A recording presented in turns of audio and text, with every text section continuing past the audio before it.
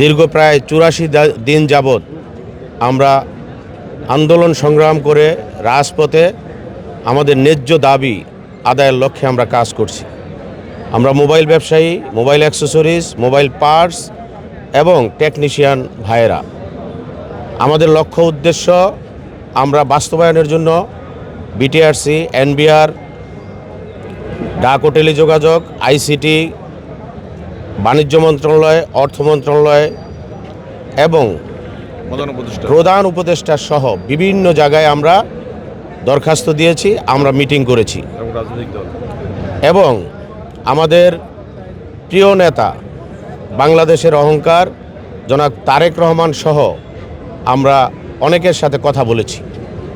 আমাদের তারা আশ্বস্ত করেছে যে আপনাদের এই দাবি ন্যায্য দাবি।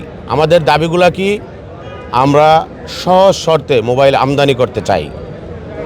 আমরা আমাদের বাংলাদেশে রিকন্ডিশন গাড়ির মতো ইউজ মোবাইলের একটা হিউজ চাহিদা হয়েছে।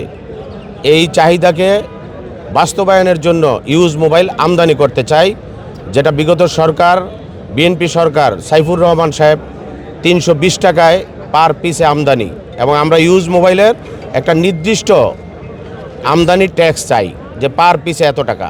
এবং আমাদের বাংলাদেশে যে অসহনীয় ট্যাক্স ৬১ ছিল, ওইটা ৪৩ করেছে, সেইটার আমরা এটা ১০ থেকে সর্বোচ্চ ১৫% মধ্যে সীমাবদ্ধ রাখতে হবে। প্রিয় বন্ধুগণ, আমরা আন্দোলন করতে গিয়ে প্রশাসন আমাদেরকে যেভাবে, আমাদের পরিবার পরিজন, বাচ্চাদেরকে যেভাবে নির্যাতন করেছে, এটার তীব্র নিন্দা এবং নিন্দা জ্ঞাপন করি। পাশাপাশি এক্সট্রিম মশার কয়েল প্ল্যান্ট ফাইবার দিয়ে তৈরি, তাই সহজে ভাঙে না, সুগন্ধিযুক্ত ও নিরবিচ্ছিন্নভাবে জ্বলে। ডেঙ্গু, চিকুনগুনিয়া বাহি সহ যে কোনো মশার বিরুদ্ধে দেয় এক্সট্রিম সুরক্ষা। আমাদের প্রায় ৫৫ জন ভাইকে এবং আমাদেরকে যেভাবে মিথ্যা মামলায় জর্জরিত করেছে, এটার তীব্র নিন্দা এবং প্রতিবাদ করছি। আমরা আমাদের এই মিথ্যা মামলা, ষড়যন্ত্রমূলক মিথ্যা মামলা প্রত্যাহার করতে হবে। আমরা চাই বাংলাদেশে কোনো সিন্ডিকেটের কাছে মোবাইল ব্যবসা যেন না যায়।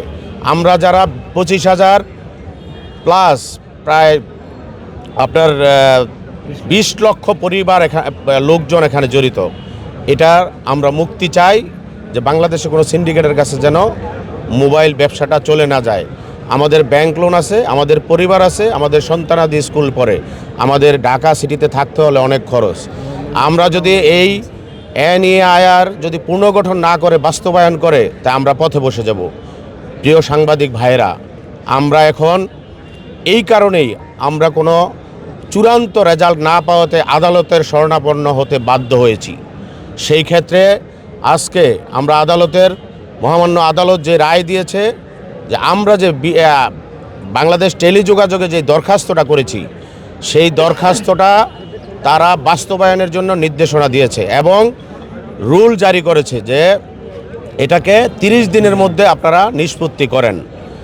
প্রিয় বন্ধুগণ, আদালতের উপর সন্তুষ্টি জানায়া আমরা বলতে চাই যে আমরা সারা বাংলাদেশে ব্যবসায়ীরা যারা দীর্ঘদিন, আজকে ৮৪ দিন আন্দোলন করেছেন, আগামী বৃহস্পতিবার থেকে সারা বাংলাদেশে আমাদের ব্যবসা প্রতিষ্ঠান আমরা খোলা রাখব।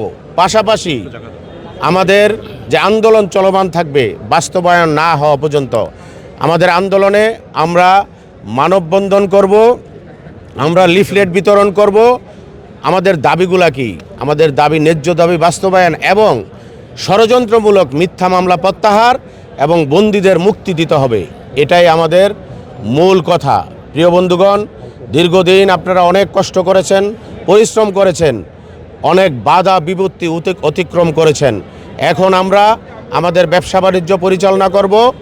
আপনারা আমাদের পাশাপাশি দাবিগুলা নিয়ে আমরা সব সময় রাজপথে থাকব।